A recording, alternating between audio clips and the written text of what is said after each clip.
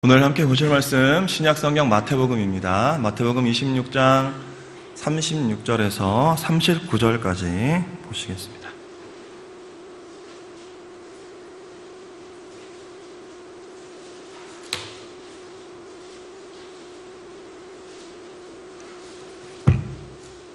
마태복음 26장 36절에서 39절까지 말씀 서로 한 절씩 교독하겠습니다.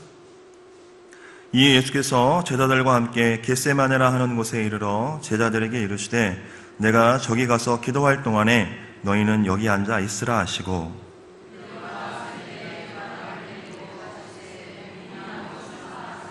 이에 말씀하시되 내 마음이 매우 고민하여 죽게 되었으니 너희는 여기 머물러 나와 함께 깨어 있으라 하시고,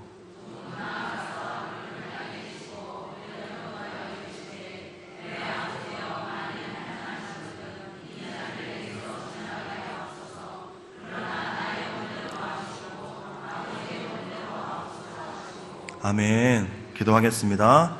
하나님 감사합니다. 정말 예수 그리스도의 그 십자가의 구속의 은혜가 없었으면 살아갈 수 없는 정말 부족하고 연약한 자들입니다. 다시 한번 주의 은혜를 기억할 수 있는 우리 모두가 될 수 있도록 은혜를 더하여 주시고, 특별히 이 시간 말씀 들을 때에 성령께서 우리의 마음을 열어주시고 은혜로 더하여 주시옵소서. 예수님의 이름으로 감사하며 기도드렸습니다. 아멘. 오늘 겟세마네 기도에 대해서 함께 나누려고 합니다. 모두 아시는 것처럼 예수님이 금요일날, 성금요일이라고 하죠, 돌아가시는데 목요일날 밤에 철야 기도했던 것이 이 겟세마네 기도입니다. 예수님이 이렇게 죽음을 하루 앞두고 드리신 이 기도 가운데에 이 말씀을 읽을 때마다 우리 가운데 큰 도전이 있고 감동이 있고 은혜가 있습니다. 먼저 38절을 다시 한번 같이 읽어봤으면 좋겠습니다. 38절입니다. 시작.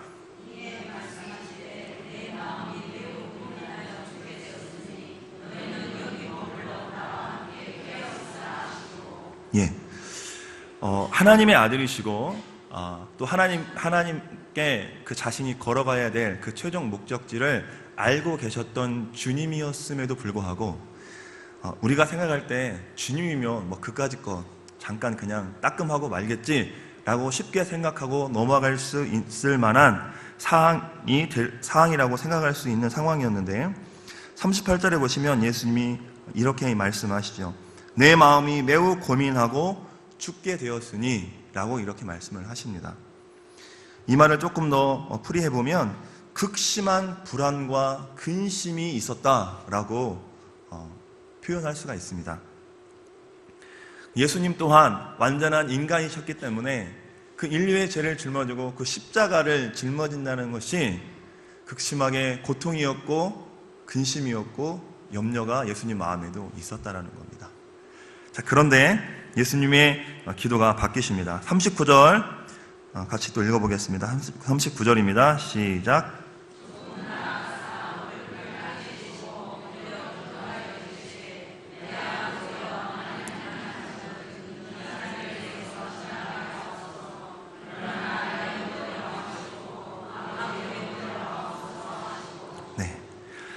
내 아버지여, 만일 할만하시거든 이 잔을 내게서 지나가게 하옵소서. 그러나 나의 원대로 마옵시고 아버지의 원대로 하옵소서 라고 예수님의 기도가 바뀌어갑니다.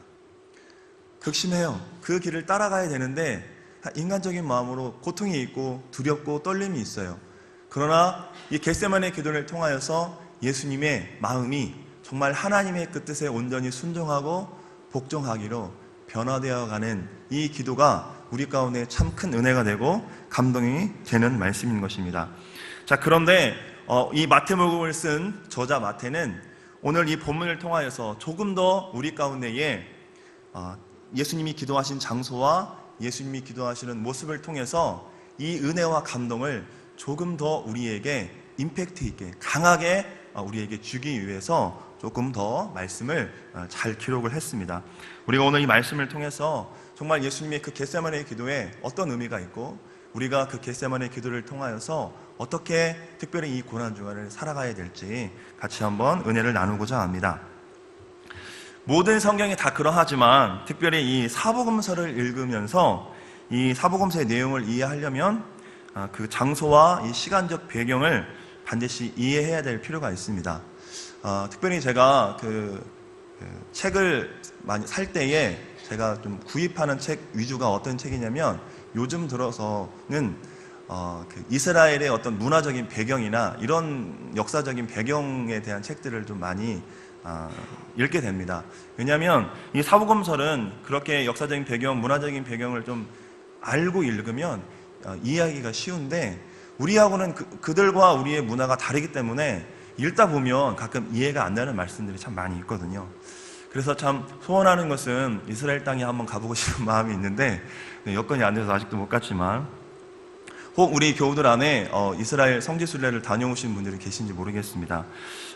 다녀오시면 참 좋을 것 같습니다. 더 성경이 다가오고 은혜가 될 것 같습니다.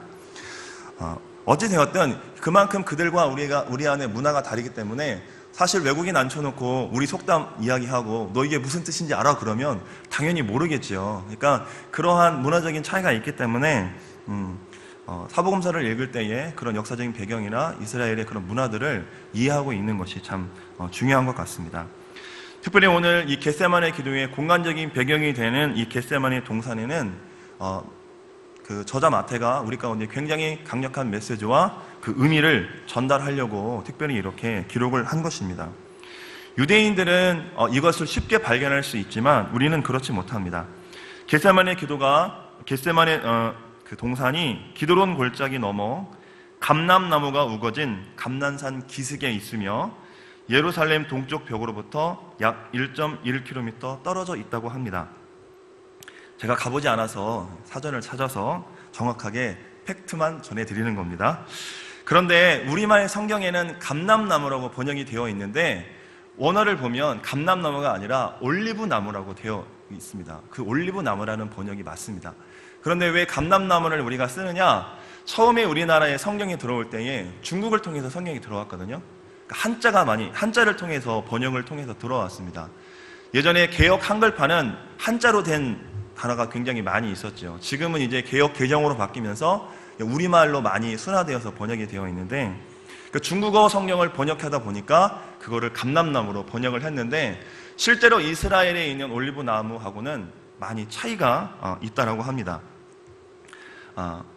어쨌든 이 겟세마네는 그 두 가지 단어가 복합된 단어인데요. 첫 번째는 영어로 프레임이라는 틀이 있습니다. 어떤 무언가를 만들 때에 만들 수 있는 틀이 있죠. 그 틀과 올리브 기름을 뜻하는 단어가 합쳐져서 만들어진 게 겟세마네라는 거죠. 그러니까 겟세마네 동산함은 뭐예요? 올리브 기름을 짜는 틀이라는 것이 유대인들에게는 그냥 탁 오는 거예요. 근데 우리는 겟세마네 동산하면 그냥 겟세마네 동산인가 보다 라고 하는데 유대인들은 저곳이 어떤 것이다 라고는 그것이 그들 마음 안에 온다라는 것이죠. 그러니까 예수님이 오늘 올리브 기름을 짜는 틀이 있는 겟세마네 동산에서 그 올리브 기름을 쥐어 짜는 것처럼 예수님의 심령을 쥐어 짜면서 하나님 앞에 기도드렸던 그것이 바로 겟세마네 기도라는 거예요. 그냥 우리가 쉽게 기도하는 것이 아니라 정말 고뇌하고 모든 심령이 정말 쥐어 짜는 듯한 그 간절함을 갖고 기도했던 것이 겟세마네 기도라는 것입니다.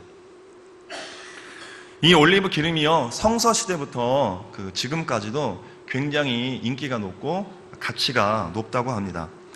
특별히 솔로몬 왕이 된 뒤에 7년을 성전을 짓는 데 사용합니다. 그리고 13년을 왕궁을 짓는 데 씁니다. 그런데 솔로몬 왕이 몇 년을 왕을 지냈냐면 약 40년을 왕으로 지냅니다. 그러니까 총 자신의 재위기간 절반을 공사를 하는 데 사용을 합니다. 그런데 그 공사를 할 때에는 목재가 필요하죠. 그래서 두로의 히람 왕으로부터 목재를 수입하게 되는데 그 목재를 수입했을 때의 그 대금을 어떤 걸로 지불했느냐? 이 올리브 기름과 그 이스라엘 평야에서 나오는 밀을 가지고 그 대금을 지불했다라는 것이죠. 그만큼 올리브 기름이 가치가 있었다라는 것입니다. 자, 그런데 이 올리브 기름을 짜는 데는 크게 두 가지 단계로 나누어지는데 첫 번째는 그 딱딱한 껍질을 깨는 거고요. 두 번째는 이제 그 틀에 넣어서 돌로 누르거나 아니면 나사를 막 돌려서 기름을 짜내는 그 단계로 두 가지로 나누어집니다. 처음에는 가장 가벼운 돌을 올려놓습니다. 그러면 가장 깨끗하고 첫 기름이 흘러나오는데요. 이것은 거룩한 기름이라고 해서 성전에 드립니다. 그래서 제사장들이 그 성전에 있는 촛대를 밝히는 데 쓰거나 아니면 왕과 제사장에게 기름 부을 때에 사용하는 그렇게 굉장히 좋은 기름으로 첫 번째 기름은 사용을 했다라는 것이죠. 자, 처음 짜고 두 번째 이제 더 무거운 돌을 올려놓으면 기름이 나오는데 두 번째 나오는 그 기름은 가정에서 식용으로 먹고 쓰는 데 사용이 되었습니다. 이제 세 번째 또 더 무거운 돌을 올려놓으면 또 기름이 옆으로 조금씩 흘러나오는데 그 기름은 다양한 용도로 쓰였습니다. 가정에서도 쓰였는데 여자의 화장품이나 아니면 집에서 쓰는 등잔불에 등으로 썼다거나 아니면 약품용으로 썼던 것이 그 세 번째 했던 기름입니다. 여러분, 이 정도 짜면 이제 더 이상 안 나올 것 같은데 마지막 무거운 돌을 올려놓으면 찌꺼기만 남아있을 것 같은데도 또 기름이 옆으로 조금씩 흘러나온대요. 그 마지막 기름은 이제 그 기름은 잿물을 부어서 이제 비누로 만들어서 사용을 했다고 합니다. 더불어서 이 예수님 시대나 이 성서 시대에는 땔감이 많이 부족했는데요. 그 모든 기름을 짜낸 그 올리브 찌꺼기는 그 땔감으로 사용해서 이 올리브는 그 어느 것 하나 버릴 수 없는 모든 것을 사용할 수 있는 그만큼 좋은 것이었다라고 이야기하고 있습니다. 우리 39절에 보시면 조금 나아가사 얼굴을 땅에 대시고 엎드려 기도하여 이르시되 라고 성경이 기록하고 있습니다. 여러분, 유대인들의 기도하는 자세에는 서서 두 손을 들고 기도하는 자세도 있고요, 무릎을 꿇어서 기도하는 자세도 있습니다. 실로 지금 말씀을 보면 예수님께서 머리를 땅에 대시고 엎드려서 기도했던 모습을 우리가 머릿속에 그려볼 수 있는데, 이것은 정말 자신을 온전히 비우고 하나님의 말씀 앞에 온전히 순종하며 절대적으로 그의 말씀에 복종하겠다라는 뜻이 이 모습 안에 담겨 있다는 것입니다. 즉, 무거운 무게추가 위에서 눌러들 때에 그 바구니 옆으로 기름이 흘러나오듯이 예수님도 온 인류의 그 죄를 짊어지셨기 때문에 온전히 엎드릴 수밖에 없었다라는 것입니다. 여러분, 그 중압감이 얼마나 크고 무거웠겠습니까?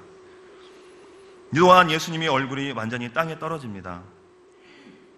그 납작하게 눌린 예수님의 그 옆구리에서 바구니 옆에서 흘러나오는 그 기름처럼 땀방울이 흘러내렸던 것이죠. 누가는 기록하고 있습니다. 땀이 땅에 떨어지는 핏방울같이 되더라 라고 그렇게 기록하고 있습니다. 여러분, 첫 번째, 두 번째, 세 번째, 네 번째 돌이 올려서 가면서 그 올리브는 더 이상 짜낼 기름이 없고 찌꺼기만 남게 됩니다. 예수님이 그렇게 모든 것을 쥐어 짜내시고 마지막 그 찌꺼기까지도 자신의 몸을 불살라 십자가에서 우리를 위해서 돌아가셨다는 것입니다. 여러분, 예수님이 이렇게 자신의 모든 것을 쏟아내시고 정말 몸이 그 올리브 찌꺼기와 같이 되어진 그 상태에 있을 때에 여러분 아시는 것처럼 가룟 유다가 대제사장의 하속들을 데리고 검과 뭉치를 들고 예수 그리스도를 잡으려고 그 자리에 나타나죠. 우리 모두가 알고 있는 것처럼 결국 예수님은 골고다의 언덕의 십자가를 향하여 마지막 최후의 그 길을 가셨고 모든 일을 다 이루시게 됩니다. 그때 예수님의 몸 상태가 바로 이 모든 것을 짜고 남은 올리브 찌꺼기와 같은 그러한 모습이었다는 것이죠. 예수님이 자신의 그 몸을 온전히 그 십자가에서 불태우십니다. 여러분, 이렇게 그 십자가의 형벌로 우리가 구원받았습니다. 그 십자가의 형벌로 우리가 죽음에서 생명으로 옮겼습니다. 그렇기에 우리가 받은 이 구원이, 우리가 받은 이 은혜가 어찌 값비싼 은혜라 말할 수 없겠습니까? 얼마나 값지고 얼마나 귀한 은혜인 것입니까? 여러분, 예수님은 평소에도 습관을 쫓아 새벽이나 시간 날 때마다 기도하셨던 분이 예수님입니다. 늘 이렇게 기도로 충만하셨는데 굳이 이 십자가를 앞에 두고 굳이 이렇게까지 기도할 필요가 있으셨을까라고 한번 또 생각을 해보게 됐습니다. 그러면서 예수님의 이 겟세마네 기도가 우리가 흔하게 하는 그런 일상적인 기도는 분명히 아니었겠다라는 생각이 들었습니다. 예수님이 그렇게 평소에 늘 하나님 앞에 나아가서 기도했던 이유가 있지요. 예수님은 밤늦게까지 병자들을 고치시고 치유하시고 돌보시고 함께 하셨습니다. 그럼에도 아무리 피곤해도 어김없이 새벽에 하나님과 교제하는 시간을 가졌죠. 그 사역을 감당하기 위해서는 하나님의 능력을 공급받아야 됐고 하나님과의 교제가 정말 중요했기 때문에 그랬습니다. 그런데 오늘 이 십자가형은 어찌 보면 최후의 영적인 전쟁이라고 할 수 있습니다. 이 십자가를 지느냐 안 지느냐에 따라서 인류의 운명이 결정되는 중요한 사건이었기 때문에 그렇습니다. 예수님은 최후의 승리를 위해서 이 겟세마네에서 그 올리브 기름을 온전히 쥐어짜듯이 그 치열한 영적 전투를 예수님 혼자 그 가운데에서 치렀던 것이죠.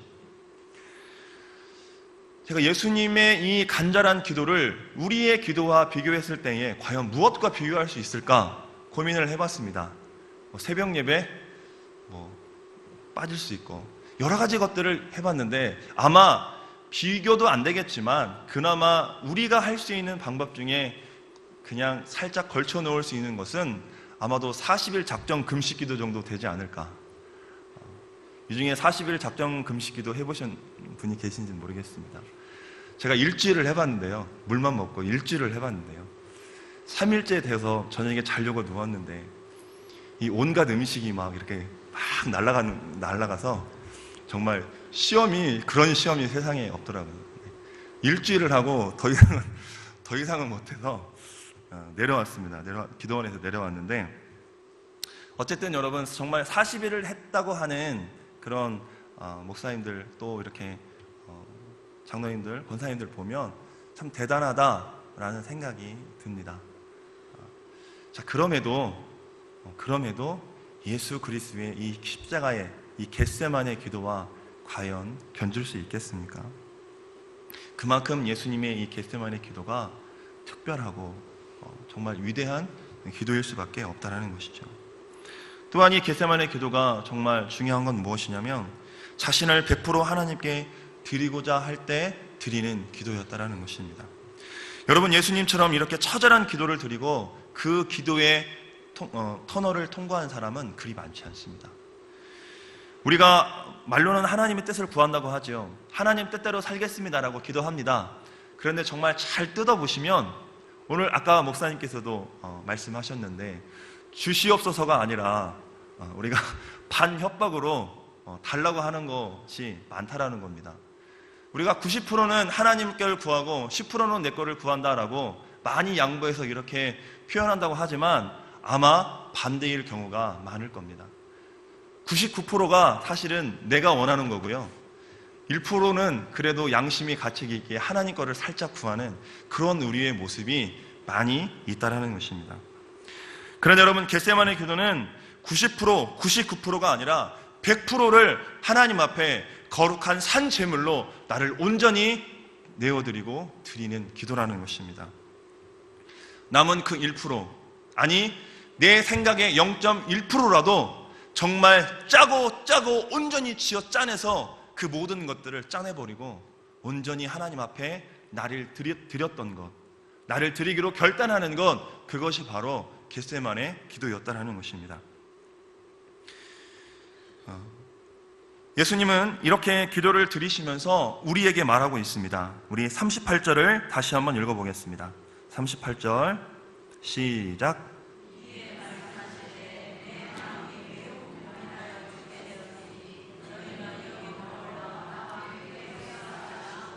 네, 38절에 이렇게 말씀하십니다. 너희는 여기 머물러 나와 함께 깨어 있으라 라고 말씀하십니다.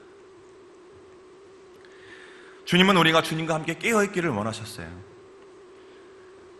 주님은 우리가 본질적으로 주님의 그 고난에 온전히 동참하는 것을 원하시는 게 아니에요. 그렇게 할 수도 없다는 걸 주님이 아세요. 주님이 원하셨던 건 뭐냐면 우리가 깨어서 기도로 그 고난에 동참하기를 원하셨다는 것입니다. 39절에 보시면 조금 나아가사라고 이렇게 기록되어 있는데요. 누가복음에 보니까 저희를 떠나 돌 던질 만큼 가서라고 이렇게 기록되어 있습니다. 대략 그 거리가 뭐 한 30m, 많아야 50m 이 정도 짧은 거리였을 겁니다. 여러분, 이스라엘처럼 광야에서 그 밤에 정적이 흐르는 그 가운데에서 예수님이 그 고난을 못 이겨서 흐느끼고 고통하며 하나님 앞에 기도하는 소리를 여러분 이 지척거리에서 제자들은 들었을 것입니다. 예수님의 그 안타까운 마음이 그들의 마음 안에 들어왔을 것이며 예수님의 그 신음소리에 그들의 귀에 그 신음소리가 분명히 들렸을 것이라는 것입니다. 너희가 깨어 나와 함께 기도하기를 원했던 그 예수님의 마음이 분명히 그들 가운데에 전해졌음에도 불구하고 그들은 지금 어떻게 하고 있었습니까?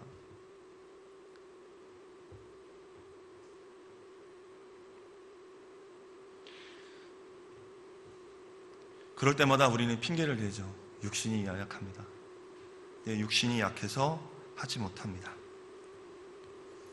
여러분, 우리가 수제자인 베드로 또 예수님과 함께 깨어 기도하지 못했다는 걸 이미 알고 있습니다.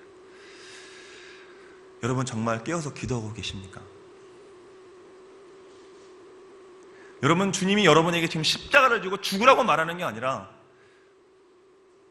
네가 깨어 나의 이 고통에 기도로 동참하고 있느냐라고 지금 여러분 주님이 말씀하실 때에 여러분 지금 깨어서 기도하고 계십니까? 아니면 여러분 지금 이 제자들처럼 육신이 원하고 여러분 육신이 이끄시는 대로 그렇게 살아가고 계십니까? 우리는 말세의 때를 살아간다고 하고 있습니다. 그 어느 때보다 깨어서 기도가 필요할 때입니다. 그러나 정작 말처럼 주님과 같이 모든 것 내려놓고 하나님의 뜻을 구하고 나의 100%를 헌신하는 기도를 드리는 것 과연 쉽지 않다라는 것입니다. 그러나 오늘 말씀 가운데 특별히 주님의 기도와 마지막 부분을 보면 우리에게 용기와 희망이 생기게 됩니다. 39절 읽었습니다. 마지막 하반절에 나의 원대로 마시옵고 아버지의 원대로 하옵소서. 여러분, 앞서 매우 고민하고 죽게 되었다라고 주님 말씀하셨죠. 인간적인 고뇌와 갈등의 모습을 보이셨던 주님입니다. 그런데 이제 이 겟세마네의 그 치열한 영적인 전투 가운데에 하나님께 기도하고 하나님의 뜻을 구하며 기도하며 나아갈 때에 이제 어떻게 됐나요? 예수님이 하나님의 뜻에 순종하기로 결단을 하십니다. 이제 예수님의 고민은 이 잔을 먹느냐 안 마시느냐 그게 아닙니다. 이제 내가 이 잔을 마실 터인데 충분히 그 고난의 잔을 마실 수 있도록 아버지 나에게 능력을 더하여 주시옵소서라고 이제 그 기도가 한 걸음 나아간 거예요.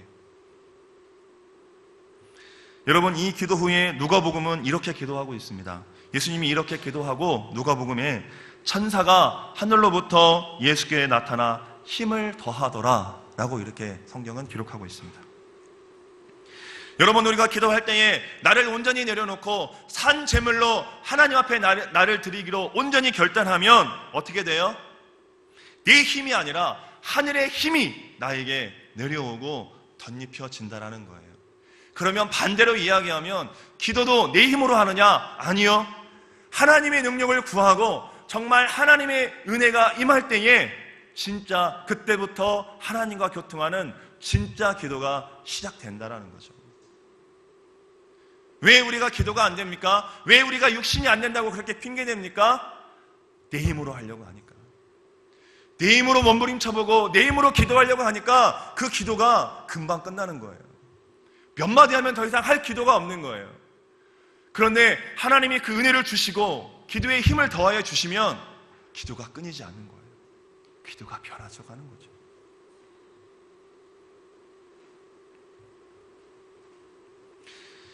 그러면 결국 오늘 예수님이 겟세마네에서 기도하신 그 결과가 무엇입니까?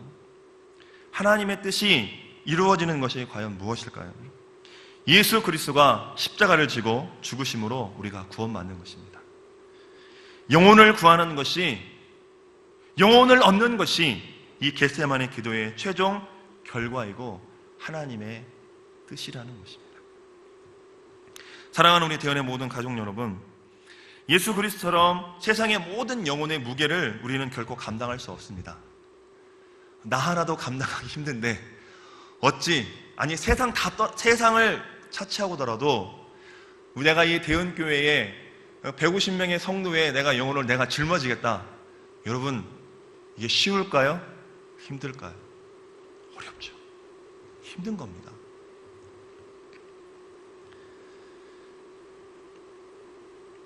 여러분, 이처럼 한 영혼 얻는 것이 우리의 진액을 모두 소진하고 짜내는 어려운 일이에요.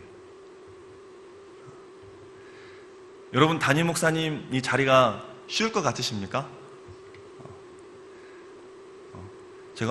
제가 말씀드리는 거 의미를 아시겠죠?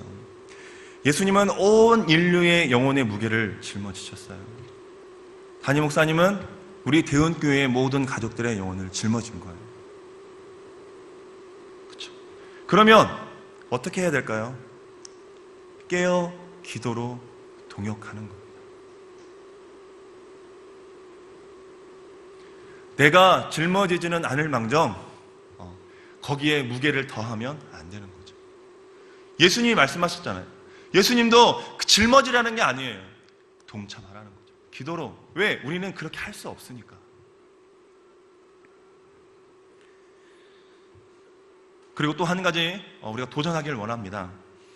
한 영혼이라면, 그러나 단 한 영혼이라면 주님이 이 겟세마네에서 모든 진액을 짜내시고 찌꺼기가 되어 십자가에서 몸을 불사르셨듯이 우리도 한 영혼을 위해서라면 정말 내가 가지고 있는 모든 진액을 짜내고 내 몸을 불사를 수 있는 그런 우리가 되었으면 좋겠습니다.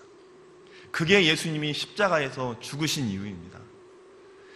그냥 나 혼자 구원받고 이 땅에서 신앙생활 잘 하다가 잘 먹고 잘 살다가 천국 가려고 하나님이 예수 그리스도를 십자가에 못 박힌 것이 아니라 예수님이 이 겟세마네 기도를 통하여서 전 영혼이 아니라 단 한 영혼이라도 네가 이 땅에 살 때에 너의 진액을 다하고 너의 찌꺼기에 불살라서 그 한 영혼을 네가 구하는 것, 그것이 내가 너를 위해서 십자가에 죽은 것이다라고 그걸 보여주기 위해서 오늘 겟세마네 기도 또 십자가의 사건이 우리 가운데에 주어진 줄로 믿습니다. 여러분, 이게 하나님 뜻이고요. 전 이게 하나님 뜻에 100% 순종하는 길이라고 생각합니다. 내일부터 고난주간 특별 새벽 기도회가 시작이 됩니다. 새벽에 일어나는 거 참 쉽지 않습니다. 그러나 1년에 이 한 주만이라도 새벽에 나와서 하나님께 나아가는 그런 귀한 시간이 되었으면 좋겠습니다. 새벽에 나올 수 있는 방법은 한 가지입니다. 일찍 주무시면 됩니다. 네. 제가 오늘 주일학교 아이들과 말씀을 전하고요. 작은 동영상을 봤습니다. 볼까 말까 고민을 했는데 제가 그냥 설명하려고 보진 않겠습니다. 뭐냐면 금식이 뭐죠? 금식? 안 해보셔서 모르시나요? 금식이 뭐죠? 안 먹는 거잖아요. 그죠? 무엇을 금식하느냐? 미디어 금식을 하십시오.